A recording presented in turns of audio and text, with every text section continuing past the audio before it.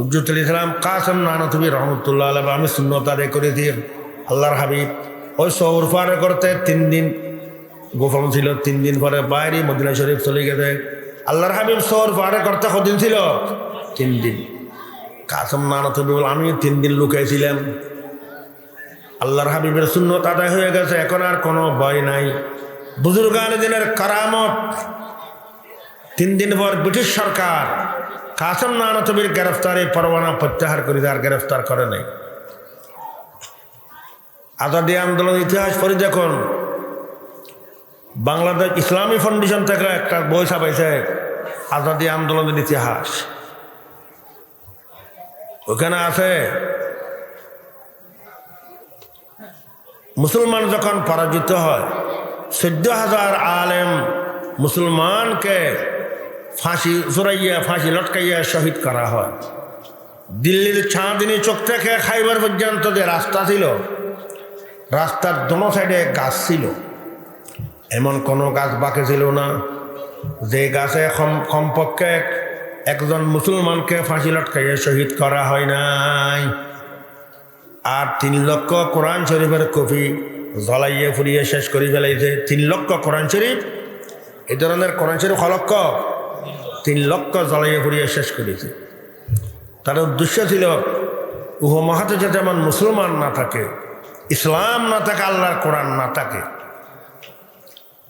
আল্লাহ কি বলে, ইন্না নাহানু নাযযালনা যিকরা ওয়া ইন্না লাহু লাহাফিজুন। এই কোরআন আমি আল্লাহ পাক অবতীর্ণ করেছি, আমি আল্লাহর কালাম। খার কালাম। ওয়া ইন্না লাহু লাহাফিজুন, নিশ্চয় নিশ্চয় আমি হেফাজত করব এই কোরআনকে, নিশ্চয় নিশ্চয় আমি আল্লাহ হেফাজত করব। কোরআন হেফাজতের ওয়াদা কে দিয়েছে? 3 লক্ষ কোরআন শরীফ জ্বলাইয়ে ফুরিয়ে শেষ করেছে। কিন্তু আল্লাহ পাকের মেহেরবানি, সৈয়দ তায়েফা হাজী আমদাদুল্লাহ মুহাজির মক্কি রহমতুল্লাহ আলাইহি মক্কা শরীফ যায় তাহাজ্জুদ পড়ি পড়ি খাদি খাদি আল্লাহর দরবারে সজদা করে দোয়া করতে আছে, আল্লাহ উপমহাদেশের মুসলমান নির্যাতিত 14,000 মুসলমানকে শহীদ করেছে ফাঁসি লটকাইয়া, 3 লক্ষ কোরআন শরীফের কপি জ্বালাইয়া ফুরিয়ে শেষ করেছে। উপমহাদেশের মুসলমানকে আল্লাহ হেফাজত করুন। আল্লাহ পাক দোয়া কবুল করেছেন। হুজ্জতুল ইসলাম কাসেম নানতুবি রহমতুল্লাহ আলাইহি মুহাম্মদুর রাসূলুল্লাহ সাল্লাল্লাহু আলাইহি ওয়াসাল্লামকে স্বপ্নে দেখেছেন। রাসূলুল্লাহ সাল্লাল্লাহু আলাইহি ওয়াসাল্লামকে কোনো মানুষ স্বপ্ন দেখিলে, সত্য দেখিল, মান রাআনি ফাকাদ রাআনি হাক্কা ফা ইন্না শাইতানা লা ইয়াতামাসসালু বি। আল্লাহর হাবিব বলে, বুখারী শরীফের হাদিস, আমাকে যে স্বপ্ন দেখে সত্য দেখিল, শয়তান রাসূলুল্লাহর সূরত ধারণ করে আসতে পারে না, শক্তি শয়তানের নাই। কাসেম নানতুবিকে এক হাতে এইভাবে ধরে, আর এক হাতে রাসূলুল্লাহর লাঠি, কাসেম আসো, লাঠি দিয়ে এইভাবে আঁক দিয়া নিশান ঠিক করে দিতে। এই কাসেম আমি সীমা ঠিক করে দিতে নিশান, এই নিশান মোতাবেক মাদ্রাসা বৃত্তি করো, উপমহাদেশে মুসলমানকে হেফাজত করো, আল্লাহর কোরআনকে হেফাজত করো। ঘুম থেকে চেতনা হবার পরে দেখে ওই নিশান আল্লাহর নবীর, আল্লাহর হাবিবের হাতে, রাসূলুল্লাহ সাল্লাল্লাহু আলাইহি ওয়াসাল্লাম নিজের হাতে লাঠি দিয়ে নিশান দিতে, নিশান বাকি আছে।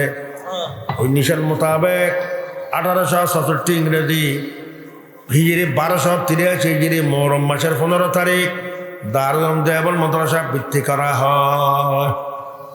আল্লাহর কোরআনকে হেফাজতের আল্লাহ পাক ব্যবস্থা করে দিতে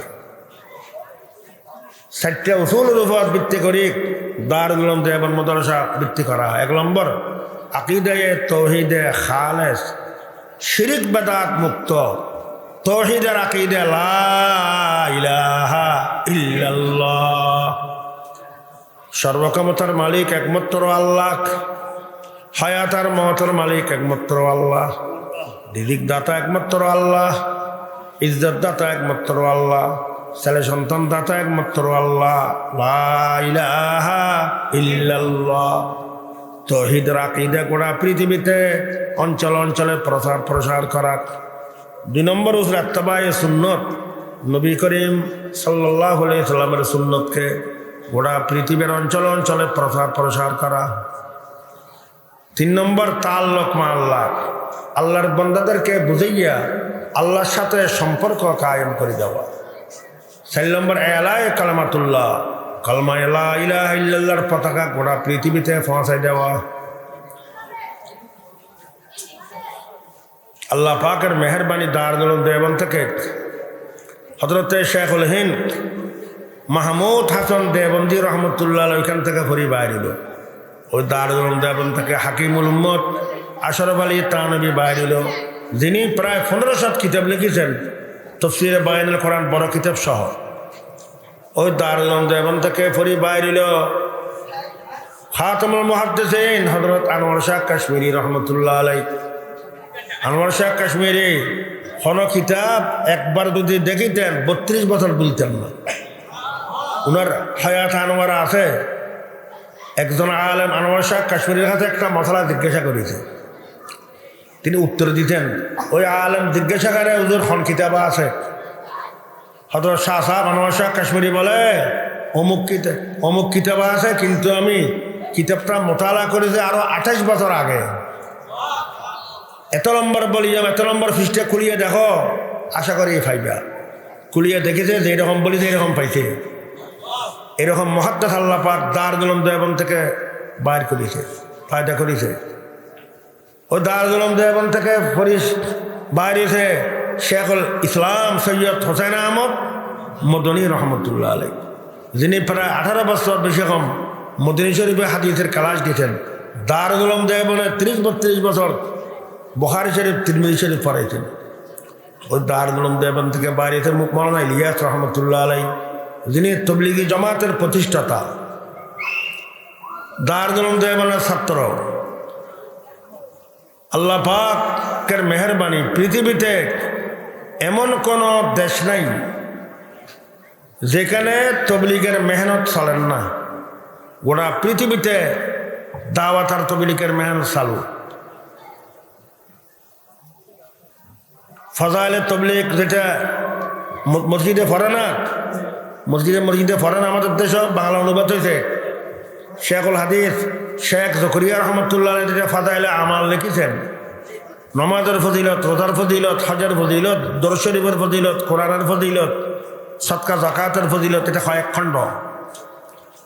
এটা আসল কিতাব তো উর্দু ভাষা। শেখুল হাদিস হযরত মাওলানা জকরিয়া সাহেব রহমান উর্দু ভাষায় লিখেছেন। এটা তো প্রত্যেক ভাষায় অনুবাদ করা হয়েছে। আমাদের এখানে বাংলা ভাষায় পড়ে, কোনো জায়গায় ইংরেজি অনুবাদ আছে, কোনো জায়গায় এটা আবার আরবি হয়েছে, কোনো জায়গায় সংস্কৃত ভাষা। পৃথিবীর যত ভাষা আছে প্রত্যেক ভাষায় অনুবাদ করা হয়েছে এটা। কোনো জায়গায় আমাদের দেশে মসজিদে প্রায় আসরের পরে, কোনো জায়গায় এশারের পরে। আমি দুবাই আবুধাবি দেখেছি জোহরের নামাজের পরে, এক জায়গায় এক টাইমে পড়ে। আবার সময় তো বেশম। আমাদের বাংলাদেশ থেকে পাকিস্তান 1 ঘন্টা ব্যবধান, 1 ঘন্টা পর মাগরিবের নামাজের টাইম হবে। দুবাই মস্কট 2 ঘন্টার ব্যবধান, সৌদি আরব 3 ঘন্টা ব্যবধান, আমেরিকা 10 ঘন্টার ব্যবধান। তাহলে আল্লাহ পাক এমনভাবে পৃথিবী সৃষ্টি করেছে, আমাদের এখানে নামাজ রক্ত নাই, অন্য জায়গায় এখন নামাজ রক্ত। 1 ঘন্টা হয়ে গেছে পাকিস্তান এবং ভারত, দিল্লিতে 1 ঘন্টা ব্যবধান, বাংলা এখন নামাজের টাইম। 2 ঘন্টার ব্যবধান দুবাই, ওমান, সেখানে নামাজের টাইম হবে 2 ঘন্টা পর মাগরিবের নামাজের। 3 ঘন্টা পর সৌদি আরব টাইম হবে, 10 ঘন্টা পর আমেরিকা। এইভাবে আল্লাহ পাক এমনভাবে পৃথিবীকে সৃষ্টি করেছে, 24 ঘন্টা 1টা মিনিট যেমন আল্লাহর ইবাদত থেকে খালি না যায়। কোনো জায়গায় ফজরের নামাজ, কোনো জায়গায় জোহরের নামাজ চলে, কোনো জায়গায় আসর, কোনো জায়গায় মাগরিব, কোনো জায়গায় এশা। তো পৃথিবীতে প্রত্যেক রাষ্ট্র এ ফাজাইলে আমাল এটা ফারা হয়। আল্লাহ পাকের মেহেরবানি। হযরত মাওলানা ইলিয়াস রহমতুল্লাহ ইখলাসের বরকত, দারুল উলুম দেওবন্দের ছাত্র। বাংলার জমিনে সর্বপ্রথম কওমি মাদ্রাসা চট্টগ্রাম হাটহাজারী মাদ্রাসা। তার আগে কওমি মাদ্রাসা ছিল না বাংলার জমিনে, সরকারি মাদ্রাসা কিছু ছিল। কথার প্রসঙ্গে আসিছে, সরকারি মাদ্রাসার পর হইল কলকাতা আলিয়া মাদ্রাসা। ব্রিটিশ সরকার 1781 ইংরেজিতে কলকাতা আলিয়া মাদ্রাসা বৃত্তি করিতে মুসলমানকে খুশি করার জন্যে। আমরা মুসলমানের পক্ষে ব্রিটিশ সরকার দেখা, এই জন্য মুসলমানের ছেলে সন্তান যেমন কোরআন হাদিস শিখতে পারে মাদ্রাসা বৃত্তি করে দিয়ে কলকাতা আলিয়া। উপরে লেভেল খুব সুন্দর, ভিতরে কিন্তু জহর। প্রথম যিনি কলকাতা আলিয়ার ভাইস চ্যান্সেলর ছিলেন খ্রিস্টান, 2 নম্বর 3 নম্বর এগুলো সব খ্রিস্টান। যে সিলেবাস তৈরি করেছে কোরআন করিমে যেগুলো জাহাজের আয়াতের একটা রাখে না, সব বাদ। নবী করিম সাল্লাল্লাহু আলাইহি ওয়াসাল্লাম কাফেরের সাথে জাহাদ করেছেন, উহুদের ময়দানে শাহাদাত বরণ করেছেন 70 জন সাহাবী, খন্দকের জাহাদ করেছেন, খাইবরের জাহাদ করেছেন। কিতাবুল জাহাদ, জাহাদের কোনো হাদিস সরকারি ব্রিটিশ সরকার সিলেবাসে রাখে নাই। কারণ মুসলমানের ছেলে সন্তান যদি জাহাদের আয়াতের হাদিস পড়ে, মুসলমানের ভিতরে ইমানি জজবা পায়, তো জাহাদের একটা জজবা স্পিরিট আসবে। মুসলমান ব্রিটিশ সরকারের সাথে জাহাদ করবে, ব্রিটিশ দেশে থাকতে পারবে না। এই জন্য আগেভাগে লাইন ক্লিয়ার করেছে, জাহাদের আয়াতের হাদিস সরকারি সিলেবাসে রাখে নাই। কলকাতা আলিয়া হইল সবচেয়ে প্রথম সরকারি মাদ্রাসার গোড়া, কিন্তু এখন এটা মাদ্রাসা নাই। আমার মতো যদি সফর করেন ইয়ে দেখিবেন বাইরে গেট আছে, গেটে লেখা কলকাতা বিশ্ববিদ্যালয়। আলিয়া নামও নাই, বর্তমান মাদ্রাসা নামও নাই, কি লেখা আছে? কলকাতা বিশ্ববিদ্যালয়। আমাদের চট্টগ্রাম অলিহা মসজিদ থেকে দক্ষিণ দিকে কিছু জায়গা রাস্তার পশ্চিম সাইডে সরকারি মাদ্রাসা ছিল, মহসিনিয়া মাদ্রাসা। কওমি মাদ্রাসা প্রতিষ্ঠিত হওয়ার আগে ওই মাদ্রাসা ফলিত। ওই যুগে উর্দু, ফার্সি, আরবি সরকারি মাদ্রাসা মোটামুটি লেখাপড়া ভালো ছিল, আমল ছিল না, এলম ছিল। এখন ওই মহসিনিয়া মাদ্রাসা, এটা মাদ্রাসা নাই, গেটে বাড়ি লেখা আছে হাজি মোহাম্মদ মোহসেন কলেজ। এখন কলেজ বানায় ফেলেছে। ঢাকা আলিয়া যেটা আছে 1947 ইংরেজিতে যখন পাকিস্তান স্বাধীন হয়, কলকাতা আলিয়ার এক অংশ ঢাকা নিয়ে এসেছে, ঢাকা আলিয়া। এটা আলিয়া আছে মাদ্রাসা, কিন্তু কলকাতায় মাদ্রাসা নাই, কলকাতা বিশ্ববিদ্যালয়। ওই দিকে তো কিছু লেখাপড়া ছিল, কিন্তু বর্তমান যারা যোগাযোগ রাখেন আমার থেকে ভালো জানেন, সরকারি মাদ্রাসা যেগুলো আছে ইংরেজি বাংলা ছাড়া আরবি উর্দু কেন নাই? ফার্সি তো নাই, আরবি উর্দু নাই। এই জন্য সরকারি মাদ্রাসাতে যারা লেখাপড়া করে টাইটেল পাস করে, কোনো মাদ্রাসা পড়াইতে পারে না, শিক্ষক হইতে পারে না, তারা কলেজে অ্যাডমিশন ভর্তি হয় না, কলেজে দেয় না, কলেজে চলি যায়। আমার এক বন্ধু বড় আলেম, কক্সবাজার বাড়ি, আমাকে একবার বলে, ভাই বাংলাদেশের বর্তমান যেগুলো সরকারি মাদ্রাসা আছে, তিনি কক্সবাজার এক সরকারি মাদ্রাসার প্রধান মুহাদ্দিস, এগুলোর অভিজ্ঞতা আছে। যেগুলো যত সরকারি মাদ্রাসা আছে এই মাদ্রাসাগুলোকে টিকে রাখিছে একমাত্র কওমি মাদ্রাসা। কওমি মাদ্রাসা এগুলো না থাকিলে সরকারি মাদ্রাসা টিকে থাকবে না। আমি জিজ্ঞাসা করলাম, এটা আমার বুঝে আসে নাই। আমাকে আপনি বুঝিবেন না, আপনার ছাত্র জীবন, শিক্ষকতার জীবন গেছে কওমি মাদ্রাসা। আমি যদি কওমি মাদ্রাসায় লেখাপড়া করেছি, সরকারি মাদ্রাসায় পরীক্ষা দিয়া সরকারির টাইটেল ক্লাসে 1 নম্বরে পাস করেছি, আমার সার্টিফিকেট দিয়ে আমি সরকারি মাদ্রাসায় এখন বর্তমান প্রধান মুহাদ্দিস। আমার জানা আছে। তিনি আমাকে বলেন, বাংলাদেশের দক্ষিণ সীমায় টেকনাফ, উত্তর সীমায় তেঁতুলিয়া, টেকনাফ থেকে তেঁতুলিয়া পর্যন্ত তালাশ করে দেখিবেন সরকারি মাদ্রাসায় যেগুলো মুহাদ্দিস আছে, একজন মুহাদ্দিস পাইবেন না যে মুহাদ্দিস সরকারি মাদ্রাসায় লেখাপড়া করি মুহাদ্দিস হয়েছে, একজনও পাইবেন না। তারা কওমি মাদ্রাসায় লেখাপড়া করেছে, কওমি মাদ্রাসার আলেম, সরকারি পরীক্ষা দিয়েছে, ভালো রেজাল্ট করেছে, সনদ সার্টিফিকেট দিয়ে সরকারি মাদ্রাসায় নিয়োগ দিছে, তারপরে মুহাদ্দিস হয়েছে। তো কওমি মাদ্রাসায় আলেম না হইলে, লেখাপড়া না করিলে সরকারি মাদ্রাসায় মুহাদ্দিস পাইবে না। আমাকে আরো জোর করে বলেছিল, আমাকে বলে আপনাদের চট্টগ্রামে একজন নুরুল ইসলাম হাশমি আছে, বেদাতির সরকারি বড় আলেম, তিনি বাড়ির একটা মাদ্রাসা করেছে, ওই মাদ্রাসার টাইটেল খুলিবে। 1 বছর সারা বাংলাদেশ তালাশ করেছে এমন একজন আলেম, যে আলেম কওমি মাদ্রাসায় লেখাপড়া করে নাই, সরকারি মাদ্রাসায় লেখাপড়া করি আলেম হয়েছে, কেবল সরকারি পড়িছে। এই ধরনের একজন আলেম নিয়োগ দিয়ে টাইটেল খুলিবে 1 বছর তালাশ করি পাই নাই। পরে নিরাশ হইয়া অপারক হইয়া কওমি মাদ্রাসার একজন আলেমানি টাইটেল আরম্ভ করেছে। আগে আমাদের মাদ্রাসার ছাত্ররা সনদার সার্টিফিকেটের জন্য সরকারি মাদ্রাসায় পরীক্ষা দিত চুরি করি।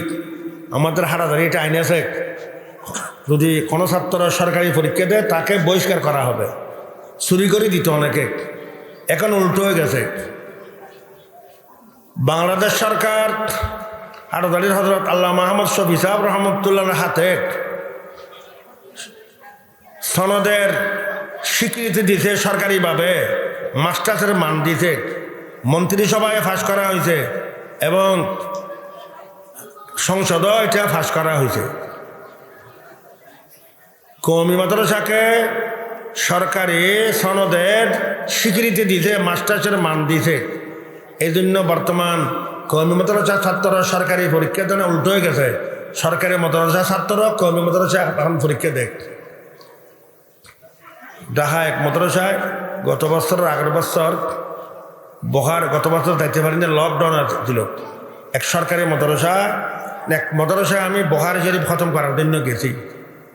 যাইয়া দেখিলাম অনেক ছাত্র। মহতম সাহেবকে ডাকিছি, মহতম সাহেব অন্য বছর বহার শরীফ এখানে খতম করেছি, 25 জন 30 জন দরা হাতিয়ে ছাত্র ছিল। এবার দেখছে 150-200 ছাত্র। এত ছাত্র কোথায় পেলেন? মহতম সাহেব আমাকে বলো যে এগুলো সরকারি মাদ্রাসার ছাত্র। আমার মাদ্রাসায় ভর্তি হইয়া হাইয়াতুলিয়ার পরীক্ষা দিয়ে মাস্টার্সের ডিগ্রি হাসিল করার জন্য আসিছে। উল্টো হয়ে গেছে না? সরকারি মাদ্রাসার ছাত্র কোথায় পরীক্ষা দেয়? কওমি মাদ্রাসা, মাস্টার্সের সনদ ডিগ্রি নেওয়ার জন্য। যাক, এগুলো সরকারি। কওমি মাদ্রাসা বাংলাদেশে প্রথম মাদ্রাসা হইল চট্টগ্রাম হাটাদারি মাদ্রাসা। তার আগে বাংলাদেশে কোনো কওমি মাদ্রাসা ছিল না। আমাদের বুজুর্গানে দিন 7 জন বুজুর্গ একত্রিত হইয়া হাটাদারি মাদ্রাসা ভিত্তি করেছেন 1901 ইংরেজিতে। শাহগেটে আগে লেখা ছিল শের 4 রকমের দিনে আহমদ বেগুমার রোশন জমির আহাবিব আহমিদ আজিজ আজমির বাহর তারিখে বেনা হাত বগফতা আই নজির মসনদুল ফৈজেলি মৌলা না হাবিবুল্লাহ ফজির। শেখুল কুল হযরত মাওলানা আব্দুল ওয়াহিদ সাহেব রহমতুল্লাহ আলাইহ, হাজি আমদাদুল্লাহ মহাজের মক্কির খলিফা, ফজলুর রহমান গঞ্জ মুরাদাবাদের খলিফা, সুফিয়া বাঙ্গাল সুফি আজিজুর রহমান সাহেব রহমতুল্লাহ আলাইহ, মুজাদ্দিদে বাঙ্গাল মাওলানা আব্দুল হামিদ সাহেব রহমতুল্লাহ আলাইহ, শেখুল ইসলাম আল্লামা হাবিবুল্লাহ সাহেব রহমতুল্লাহ আলাইহ, তারা একত্রিত হয়ে হাটাদারি মাদ্রাসা ভিত্তি করেছিল। আল্লাহ পাকের মেহরবানি, ওই মাদ্রাসা থেকে হাজার হাজার আলেম বাইরে গোটা বাংলাদেশের অঞ্চলে অঞ্চলে মাদ্রাসা ভিত্তি করেছে। বুজুর্গানের দিনের দোয়ার বরকতে বাংলার দক্ষিণ সীমায় ঠেকানা 32 সীমায় তেঁতুলিয়া, ঠেকানা থেকে তেঁতুলিয়া পর্যন্ত আমি গুণাগার সব জায়গায় সফর করেছি। 68,000 গ্রাম, এমন কোনো গ্রাম দেখি নাই প্রত্যেক গ্রামে কমপক্ষে একটা নুরানি মাদ্রাসা হইল আছে না? কোনো গ্রামে বেশি আছে। এটা আল্লাহ পাকের বড় মেহরবানি। আল্লাহ পাকের ওয়াদা, ইন্না নাহনু নাযালনা যিকরা ওয়া ইন্না লাহু লাহাফিজুন। এই কোরআন কারীম আমি আল্লাহ অবতীর্ণ করে যে নিশ্চয় নিশ্চয় আমি হেফাজত করব। কোরআনের হেফাজতের ওয়াদা কে দিয়েছে? আল্লাহ। আমি আব্দুল কাদের জিলানী রহমতুল্লাহ একটা ঘটনা বলি, আমার কথা শেষ করব। হযরত আব্দুল কাদের জিলানী রহমতুল্লাহ বড় বুজুর্গ ছিল না? আমার গর্ভে থাকা অবস্থায় তিনি আব্বা ইন্তেকাল করেছেন। আব্বাকে দেখে না ইয়েতিম। যখন প্রায় 5 বছর পরিমাণ বয়স হয়, বাড়ির পাশে এই ধরনের একটা মাদ্রাসা ছিল। আম্মা ছিল অত্যন্ত দিনদার, আল্লাহওয়ালা, পরহেজগার, পর্দাওয়ালা। আল্লাহ পাকের এটা দস্তুর আদত, আম্মা যদি দিনদার হয়, আল্লাহওয়ালা হয়, আম্মা যদি পরহেজগার হয়, পর্দাওয়ালা হয়, ওই আম্মার গর্ভ থেকে মুহাদ্দিস, মুফাসসির, মুফতি, ওলি, বুজুর্গ আল্লাহ পয়দা করে। ইতিহাস পড়ি দেখুন, ইমাম বুখারীর আম্মা কত দিনদার ছিল, ইমাম আবু হানিফার আম্মা কত দরজার দিনদার, ইমাম মুসলমান আম্মা, ইমাম আহমদ ইবনে হাম্বলের আম্মা কত আল্লাহর ওলি বুজুর্গ দিনদার ছিল। আম্মা যদি দিনদার হয়, আল্লাহওয়ালা হয়, পরহেজগার হয়, পর্দাওয়ালা হয়, ওই আম্মার গর্ভ থেকে মুফতি, মুহাদ্দিস, ওলি, বুজুর্গ আল্লাহ পয়দা করে। আব্দুল কাদের জিলানী রহমতুল্লাহ আম্মা অত্যন্ত আল্লাহওয়ালা, পরহেজগার ছিলেন, পর্দাওয়ালা। বাড়ির পাশে একটা মাদ্রাসা ছিল, এতিম ছেলে 5 বছরের ছেলে আব্দুল কাদের জিলানীকে পর্দার আড়ালে উস্তাদের খেদমতে পাঠাইছে। পর্দার বাড়ি থেকে বলো, হুজুর আমার এই ছেলে এতিম, আব্বা নাই, তার নাম আব্দুল কাদের, আমি বড় আশা নিয়ে আপনার খেদমতে পাঠাইছি। আমার আশা হইল আমার এই ছেলেকে হুজুর হাফেজারা আলেম বানিয়ে দিবেন। আব্বা তো নাই, আব্বা দেখে নাই, আমি আমার ছেলেকে হাফেজারা আলেম দেখতে চাই, আপনার হাওয়ালা করলাম। উস্তাদের হাওয়ালা করি আম্মা চলে গেল। আব্দুল কাদের জিলানীকে উস্তাদে প্রথম দিন সবক দেখ, আউযু বিল্লাহি মিনাশ শাইতানির রাজিম, বিসমিল্লাহির রহমানির রহিম, আলহামদুলিল্লাহি রাব্বিল আলামিন, আর রহমানির রহিম, মালিকি ইয়াউমিদ্দিন। উস্তাদের সাথে সাথে আব্দুল কাদের জিলানী 5 বছরের এতিম ছেলে সূরা ফাতিহা শেষ করে। সূরা ফাতিহা শেষ করার পরে উস্তাদ চুপ করে বসে, পরে বিসমিল্লাহির রহমানির রহিম, আলিফ লাম মিম, যালিকাল কিতাব লা রাইবা ফীহি হুদাল লিল মুত্তাকিন। মুখস্থ উস্তাদের সামনে সূরা বাকারা পুরো শেষ করে। সূরা বাকারা শেষ করার পরে বিসমিল্লাহ পড়ে সূরা আলে ইমরান শেষ করে। সূরা আলে ইমরানের পরে সূরা নিসা শেষ করে। সূরা নিসার পরে সূরা মায়দা শেষ করে। প্রথম দিন আব্দুল কাদের জিলানী উস্তাদের সামনে মুখস্থ পড়তে পড়তে 15 সিরে কোরআন শরীফ শেষ করার পরে উস্তাদ বলে, আব্দুল কাদের এখন চুপ করো। চুপ করিল। একটা ছোট ছেলে ডাকিল, আব্দুল কাদের ওনার আম্মাকে চিনো? ছেলে বলে চিনি। তাড়াতাড়ি যাও, আব্দুল কাদের আম্মাকে একটু আমি ডাকছি বলে এখন আসতে বলো। ছোট ছেলে তো অর্ডার করে দৌড় দিছে। দৌড়িয়ে বলে, এ আব্দুল কাদের আম্মা, আপনাকে হুজুর এখন যাইতে বলিছে, আমার সাথে যাওয়ার জন্য অর্ডার করেছে। এ খবর পাই আব্দুল কাদের জিলানীর আম্মা খাইতে আছে। জানি না, আমার একটা এতিম ছেলে উস্তাদের খেদমতে পাঠাইছি, কি বেয়াদবি করিল, কি গোস্তাখি করিল জানি না। অত্যন্ত ভয় পেতে নিয়ে মনটা ছোট করি পর্দার আড়ালে আসি বলে, হুজুর আমি আব্দুল কাদের আম্মা, আমাকে কি জন্য আসতে বলেছেন? আমার এতিম ছেলে কোনো বেয়াদবি করিলে দয়া করে ক্ষমা করে দেন। উস্তাদ বলে, কোনো বেয়াদবি করে নাই। আই আব্দুল কাদের আম্মা, তোমাকে ডাকছি আমি একটা কথা জিজ্ঞাসা করব। তোমার ছেলে আব্দুল কাদেরকে আজকা প্রথম দিন আমার কাছে পাঠাইছ না কোনো অন্য আফজাখানা ভর্তি করি কোরআনের হাফেজ বানায় পাঠাইছ? আব্দুল কাদের আম্মা বলে, আল্লাহর কসম, কোনো আফজাখানা কোনোদিন ভর্তি করি নেই, কোনো আলমের কাছে হাফেজের কাছে পাঠাইনি, আজকা প্রথম দিন আপনার খেদমতে পাঠাইছি। উস্তাদ বলে, আব্দুল কাদের আম্মা আলহামদুলিল্লাহ বলো, তোমার ছেলে আব্দুল কাদের এখন মুখস্থ আমাকে 15 পারা কোরআন শরীফ মুখস্থ শুনাইছে। একথা বলার পর আব্দুল কাদের জিলানীর আম্মা বলে, আব্দুল কাদের আম্মা বলে, হুজুর আমি আব্দুল কাদের আম্মা কোরআনের হাফেজ। আল্লাহর কুদরত কাদারা কুদরত তো দারে হার চাহি আকুনি মুর্দারা জিন্দা কুনি জিন্দারা বেজা কুনি। আল্লাহ সর্বশক্তিমান। আমার ছেলে আব্দুল কাদের যখন আমার গর্বে ছিল, আমি সবসময় আমি কোরআনের হাফেজ, আব্দুল কাদের জিলানীর আম্মা কোরআনের হাফেজ, সবসময় কোরআন তালাওয়াত করিতাম। আল্লাহর কুদরতে আমার সিনাত থেকে কোরআন আমার গর্বের ছেলের সিনার মধ্যে হাফজ করাই দিতে কোরআনের হাফজ ইয়ে দুনিয়াতে আসিছে। এই ধরনের আরো অনেক ঘটনা আছে। বহুত হাফজে কোরআন আমার গর্ব থেকে কোরআন আর হাফজ ইয়ে দুনিয়াতে আসিছে। এই কোরআনের হেফাজত কে করতে আছে? আল্লাহ। আল্লাহ পাক হেফাজত করে, আল্লাহ পাক হেফাজত করবে। আমাদের দায়িত্ব হলো লাগি থাকা।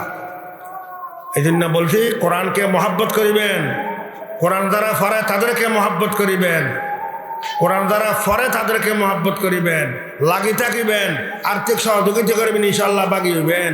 কেমন? আল্লাহর কোরআনের সাথে লাগি থাকিবেন সবাই।